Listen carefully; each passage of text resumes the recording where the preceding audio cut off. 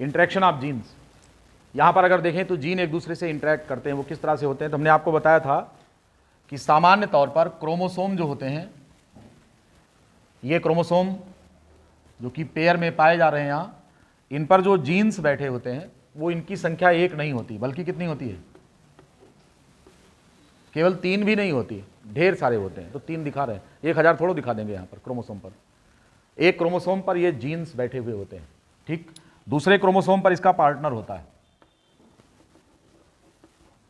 जो कि इसका एलील होता है। अब अगर हम देखें यहां पर तो पैटर्नल है and this one is maternal. This one अगर बात करें, these are the alleles of same gene, alleles of the same gene, and this one, ये क्या है? अगर इनकी हम बात करें तो ये डिफरेंट जीन्स हैं, डिफरेंट जीन्स हैं ऑन सेम क्रोमोसोम।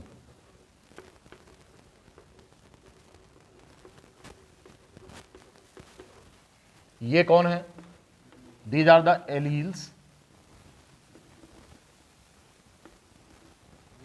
इनको भी हम क्या बोलेंगे? इनको हम बोलेंगे कि जीन्स, डिफरेंट जीन्स हैं, different genes on same chromosome.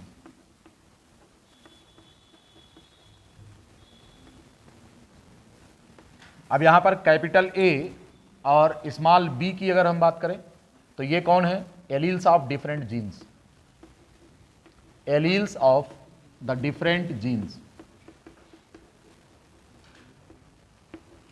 बात को समझिए, आपके सामने सारी बातें दिखाई गई हैं। यहां पर क्रोमोसोम में एक पैटर्नल क्रोमोसोम है, दूसरा मैटरनल है, और कंडीशन ये दिखाई गई है कि एक क्रोमोसोम पर एक से अधिक जीन बैठे हैं। सपोज करिए कि ए, बी और सी 3 प्रकार के जीन यहां पर एक ही क्रोमोसोम पर बैठे हैं, दूसरा इनका पार्टनर है, वो मैटरनल क्रोमोसोम है। एक क्रोमोसोम पर बैठे हुए जीन क्या होते हैं? These are the different gene sitting on same chromosome, different gene sitting on same chromosome, alleles of the same gene and these are the alleles of different gene. यानी कि कैपिटल ए का B के साथ कोई मिलान नहीं है, ये दोनों आपस में एलील नहीं है। एलील्स तो हैं लेकिन अलग अलग जीन के एलील हैं, एक ही जीन के एलील नहीं है। अब जब यहां पर इनका एक दूसरे से साथ हो गया तो साथ होने पर ये एक दूसरे के प्रति कोई ना कोई इंटरेक्शन करते हैं। अगर किसी मोटरसाइकिल पर जैसे आप बैठ कर जा रहे हैं और अकेले हैं, आपके पास मोबाइल भी नहीं है, गाना सुनने का कोई माध्यम नहीं है, तो आप बैठे रहेंगे, चले जाएंगे, अपने आप में स्वयं में इंटरेक्ट करेंगे और किससे बात करेंगे। लेकिन अगर आपका पार्टनर आपके साथ बैठा हुआ है तो तब आप उससे बात करते हुए जाएंगे, तो आप कुछ ना कुछ इंटरेक्ट करेंगे उससे। और आप अगर अकेले हैं तो इंटरेक्ट किससे करेंगे? तो ऐसे ही क्रोमोसोम पर, चूंकि एक क्रोमोसोम पर ढेर सारे जीन की संभावना है, जैसा कि आप ह्यूमन जीनोम में देख चुके हैं कि 30,000 जीन 23 क्रोमोसोम पर बैठाना है, तो निश्चित रूप से एक क्रोमोसोम पर हजारों जीन का जो है प्रोबेबिलिटी बन रही है। तो ये जीन्स एक दूसरे की टेरिटोरी में होते हैं और एक दूसरे को इंटरेक्ट करते हैं, हस्तक्षेप करते हैं। ये जीन्स एक दूसरे से आपस में इंटरेक्शन करते हैं। बस ये चैप्टर इसी प्रकार के इंटरेक्शन के लिए डेडिकेटेड है। हमें यह देखना है कि एक क्रोमोसोम पर बैठे हुए एक से अधिक जीन आपस में एक दूसरे के प्रति किस प्रकार का व्यवहार करते हैं। इसी का नाम क्या है? Interaction of gene. अब हमको यह इंटरेक्शन बेसिकली 2 ग्रुप में डिवाइड कर देना है। कौन कौन सा? एक इंटरेक्शन की एक ही जीन के 2 एलील के बीच इंटरेक्शन हो रहा है। तो टाइप ऑफ इंटरेक्शन की बात अगर करें हम, type of interactions, type of interactions की अगर हम बात करें तो इनमें से पहला इंटरेक्शन जो यहां बन रहा है वो कौन है? वो है इंट्राजीनिक इंटरेक्शन। क्या कहेंगे इसको हम? It is known as the intragenic interaction, हम इसे कहते हैं दिस वन। इंट्राजीनिक, एक ही जीन के अंदर का इंटरेक्शन। तो एक ही जीन में कौन कौन है? 2 एलील हैं, एक ही जीन के 2 एलील के बीच का इंटरेक्शन क्या कहलाएगा? तो क्या होगा? या इसी को हम बोलेंगे inter allelic, inter allelic interaction. क्या बोलेंगे?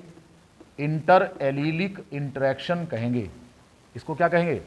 इंट्राजीनिक इंटरेक्शन, या इसी को इंटर एलीलिक इंटरेक्शन कहेंगे। राइट, ठीक है। इंट्राजीनिक इंटरेक्शन और इंटर एलीलिक इंटरेक्शन कहा जाएगा इसको।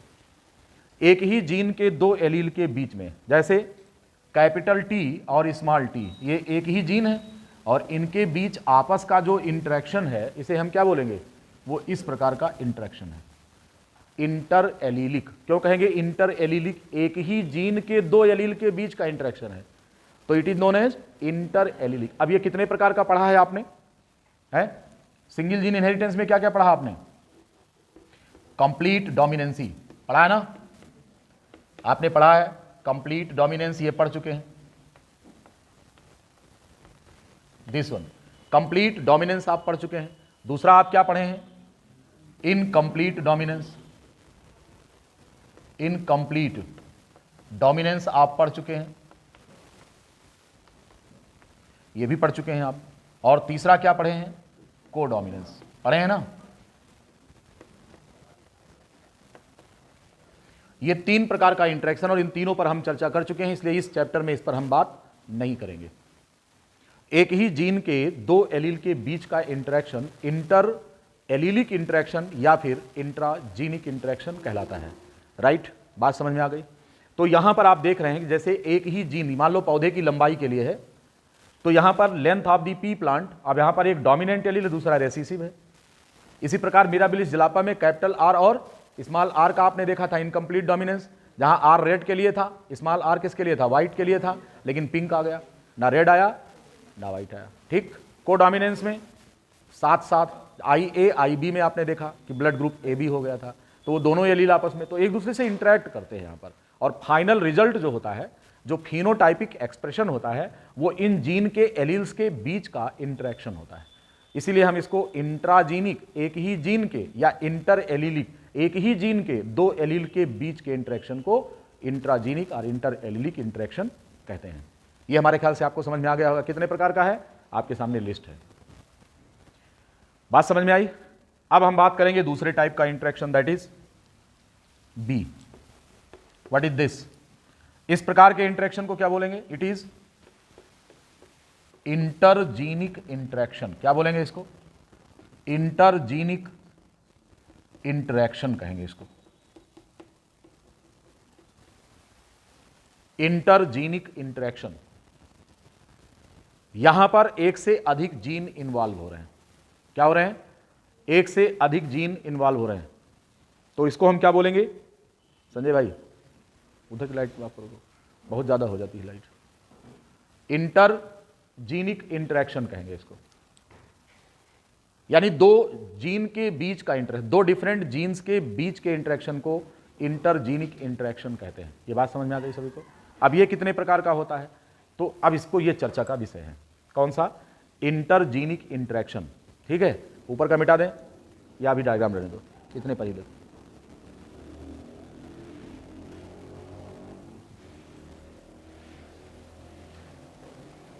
ये जो इंटरजीनिक इंटरेक्शन है, ये बगल वाला ये और ये, इन दोनों के बीच आपस का इंटरेक्शन है।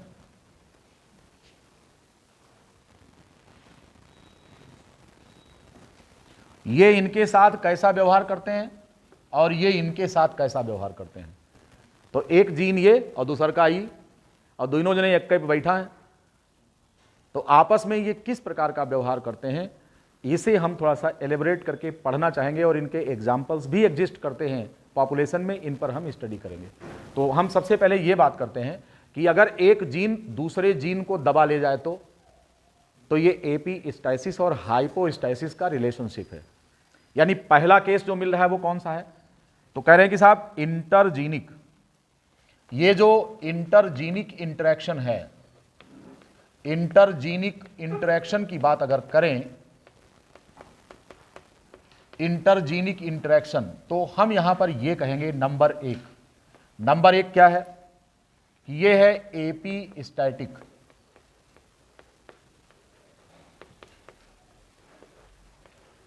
And hypostatic relationship. Epistatic hypostatic relationship. यहां पर जैसे आपने एक ही जीन में डोमिनेंट और रेसिसिव का रिलेशनशिप देखा था, ठीक उसी प्रकार से यहां पर एक जीन के दो एलील के बीच नहीं, एक जीन यहां पर रेसिसिव है और दूसरा जीन डोमिनेंट है। जो जीन रेसिसिव है उसका फिनोटाइपिक एक्सप्रेशन नहीं आएगा किसकी प्रेजेंस में है, in the presence of the dominant gene. Dominant allele या रेसिसिव एलील की बात नहीं करेंगे, हम यहां पर बात करेंगे डोमिनेंट जीन की और रेसिसिव जीन की। जो डोमिनेंट जीन है उसको एपीस्टैटिक जीन कहेंगे, और जो रेसिसिव जीन है हम उसे क्या कहेंगे, उसको हम हाइपोस्टैटिक जीन कहेंगे। तो यहां पर क्या होता है, अभी आगे हम और डिस्कशन करेंगे इसका डिटेल। दूसरा नंबर है complementary gene, concept of complementation. Complementation. तीसरा है सप्लीमेंटेशन।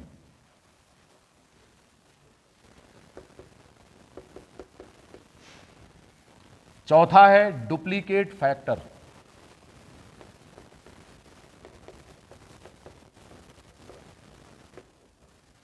पांचवा है लेथल जीन। इन सभी पर हम बात करेंगे। और कौन है, और है पॉलीजीनिक इनहेरिटेंस।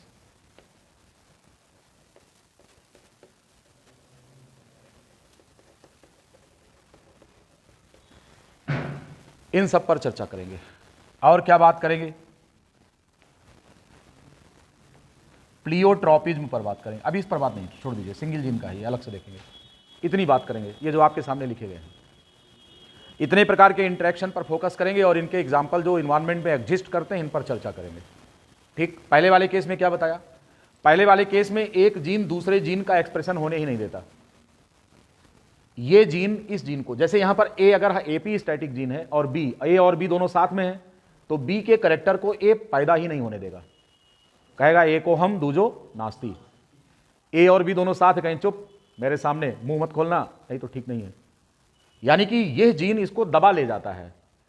और पहले वाले केस में क्या देखा था, एक एलील दूसरे एलील को दबा ले जाता था, लेकिन वो बात एक ही जीन के अंदर थी। लेकिन यहां तो जीन अलग अलग हैं, और एक जीनवा दूसरे जीन को क्या करता है, एक्ट ही नहीं करने देता, कहे तुम्हारा करेक्टर नहीं, केवल मेरा करेक्टर आएगा।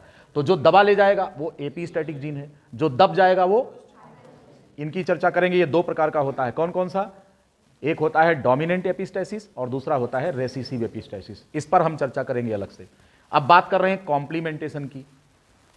कॉम्प्लीमेंटेशन में क्या होता है कि जब एक करेक्टर को डेवलप करने के लिए दोनों जीन की जरूरत पड़ती है, एक जीन के बिना दूसरे जीन का काम नहीं चलता, इसलिए करेक्टर तभी आएगा जब दोनों जीन डोमिनेंट फेज में उपस्थित होंगे। अगर एक डोमिनेंट है दूसरा रेसिसिव तो करेक्टर नहीं आएगा।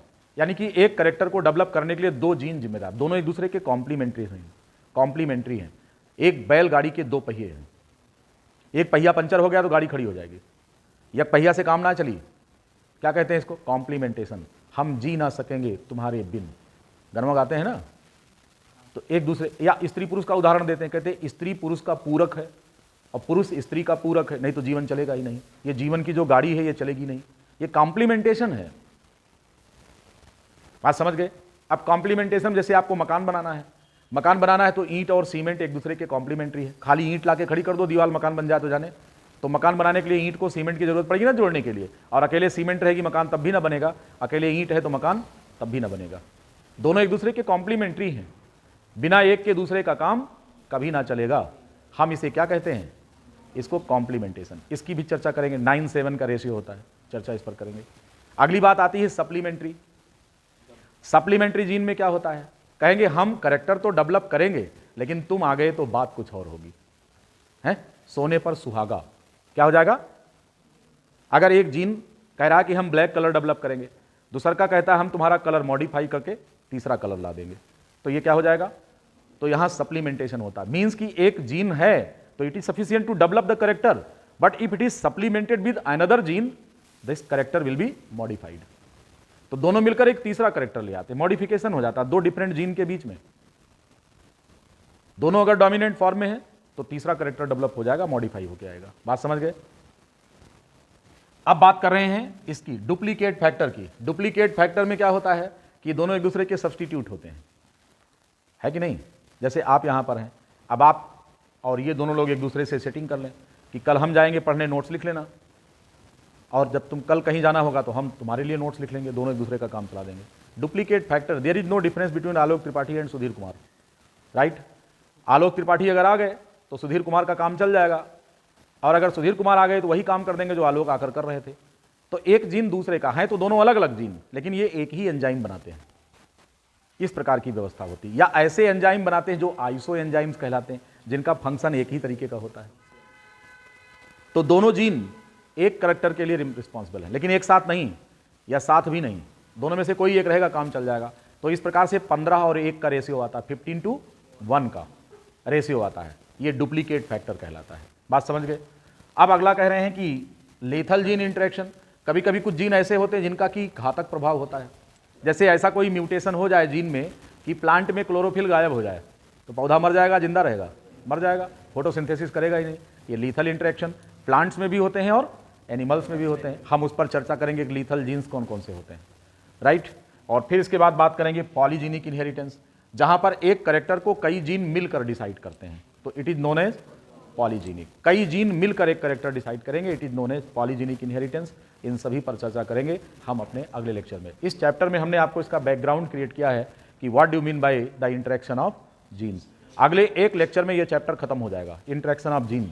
आप समझिए कि जेनेटिक्स कितना फास्ट भाग रही है, बहुत जल्दी खींच देंगे। 2, 3, 4 लेक्चर में ये फाइनल हो जाएगा आपका जेनेटिक्स का सेगमेंट पूरा कंप्लीट, ठीक है। फिर उसके बाद मॉलिक्यूलर बायोलॉजी ले लेंगे। Thank you.